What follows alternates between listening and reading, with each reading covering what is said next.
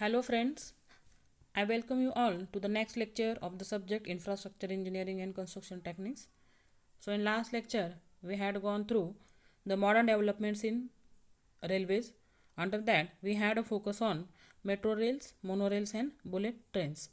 So in this lecture, we are going to study the important concept from this unit number 1, that is coning of wheels and tilting of rails. So basically, the flanges of wheels are never made flat, but they are in a shape of a cone with a slope of about 1 in 20. A slope of 1 in 20 is provided on the railway. In case of most of the trains, the wheels on the left are joined to the wheels on the right by a solid steel axle. Thus, the wheels are beveled, that is, their edge is inclined so that the outer edge of the wheel has a smaller radius than inner edge. As the wheels are set on the axle, there is some chance for lateral movement between the wheels and the rails. Hence, without coning, the flanges will cause a slight but sudden shocks to the sides of the rails, and thus coning of wheels is mainly done to maintain the vehicle in the central position with respect to the track.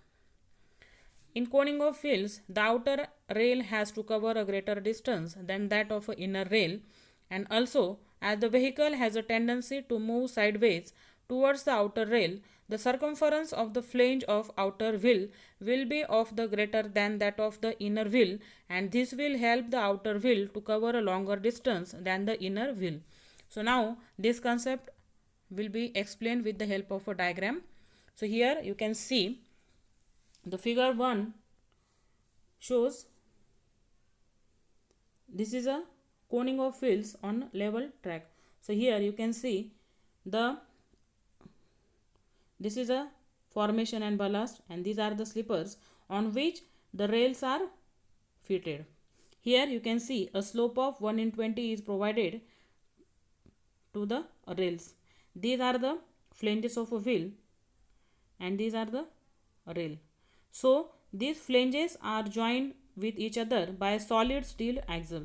This is called as a solid steel axle and diameter is D. So here the flanges of wheel are never made flat, but they are in a shape of a cone with a slope of about 1 in 20. So these are the flanges and we are that are in a slope of 1 in 20. So here you can see the flanges are never made flat and they are sloped with a slope of 1 in 20. So the wheels on the left are joined to the wheels on the right by a solid steel axle. So the left wheel is joined to the right by a solid steel axle. Here you can see the wheels are beveled. Here the shape is beveled shape, that is their edge is inclined so that the outer edge of the wheel has a smaller radius than the inner edge. So this is the outer edge of the wheel which is having a smaller radius than inner edge.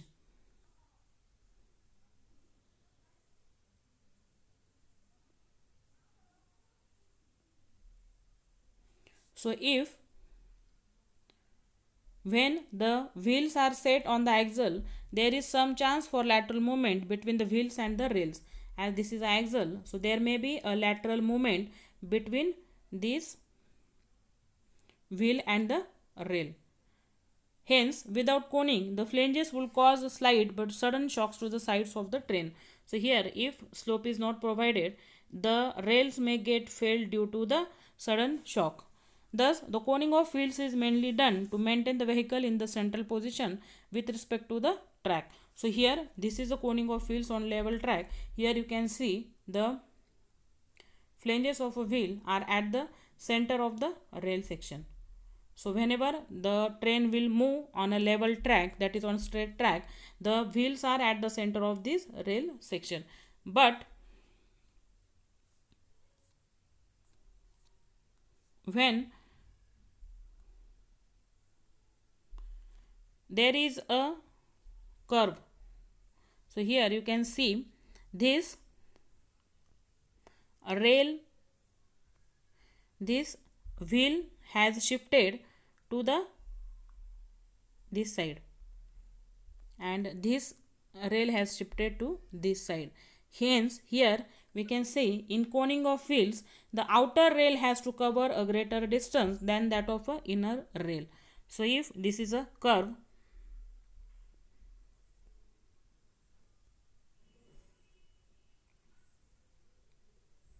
this is a curve to which the flanges are moving. So, if this is a outer edge, so this outer edge has to cover a larger distance as compared to this inner rail. And vehicle has a tendency to move sideways towards the outer rail. This vehicle may move. The vehicle has a tendency to move sideways to the outer rail. So this vehicle can move to the outer way, and to maintain such center of gravity, it is necessary to provide a coning of wheels. So here in this figure also you can see this is a behavior of a wheels on a straight or level track. Here you can see these are the rail sections, these are the sleepers. Here you can see the flanges are moved because here the flange has to cover a larger distance as compared to the inner rail, and this is called as a coning of a wheel. So the advantages of coning of wheels are it helps in negotiation of curves. So major advantage of this coning of wheels is it has to negotiate a curve. It provides a smoother ride, and as well as it reduces the wear and tear. The some disadvantages of coning of wheels are it causes stress concentration at contact point between wheels and rail. If no place plates are provided, the slippers under the outer edge of the rails are damaged. Next is the tilting of rails.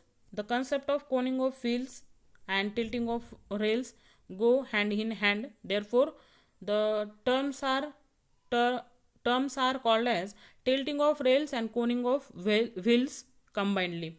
So, in order to minimize the disadvantages of coning of wheels, the tilting of rails is done, which means that the rails are not laid flat but they are tilted outwards. So here all of you please make a correction, it is outwards. The most common method is to use inclined base plates as shown in figure 4. So here you can see this is a figure 4 in which you can see the base plate is provided. This is a base plate below the flat footed rail section, and slope of 1 in 20 is provided to this base plate.